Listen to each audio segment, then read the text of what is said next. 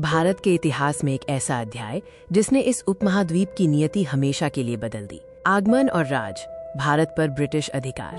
17वीं शताब्दी से पहले भारत विश्व के सबसे धनी और सांस्कृतिक रूप से जीवंत क्षेत्रों में से एक था। विशाल भारतीय महासागर, एक समय अभेद्य, अछूता। क्षितिज पर सूर्य की सुनहरी किरणें एक नई कहानी की शुरुआत का संकेत दे रही हैं। उत्तरी मैदानों में मुगल दरबारों की भव्यता थी, दक्षिण में संपन्न राज्य। व्यापार अपने चरम पर था, मसाले, वस्त्र और अपार धन। लेकिन महासागर के पार से एक नई महत्वाकांक्षा बढ़ रही थी, जो इस समृद्धि को अपनी मुट्ठी में कैद करना चाहती थी। पहले पुर्तगाली आए, उनके जहाजों ने समुद्री मार्ग खोले, लेकिन ये तो बस शुरुआत थी। कुछ ही समय में एक और शक्ति दस्तक देने वाली थी। अंग्रेजी ईस्ट इंडिया कंपनी के जहाज पहुंचे।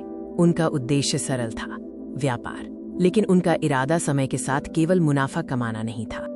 व्यापारी धीरे धीरे राजनीतिक खिलाड़ी बन रहे थे। व्यापार की आड़ में सत्ता का खेल शुरू हो चुका था। भारतीय तटों पर उन्होंने किले और व्यापारिक केंद्र बनाए।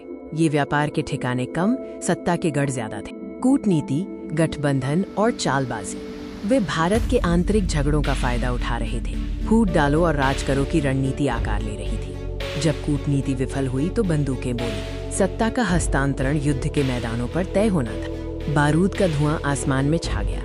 भारतीय सेनाओं ने बहादुरी से लड़ाई लड़ी, लेकिन यूरोपीय सैन्य तकनीक और अनुशासन भारी पड़ा। एक के बाद एक शाही दरबारों ने अपनी संप्रभुता खो दी। सदियों पुराना राज अब विदेशी सेना के सामने घुटने टेक रहा था। जीत के बाद प्रशासन आया, और इस प्रशासन ने भारत की भूमि और अर्थव्यवस्था को बदल दिया।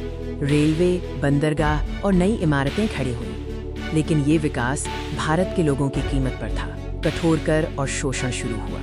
भारत का धन इंग्लैंड की ओर बहने लगा। ग्रामीण क्षेत्रों में गरीबी और अकाल की काली छाया फैल गई, जिसने लाखों जीवन को प्रभावित किया।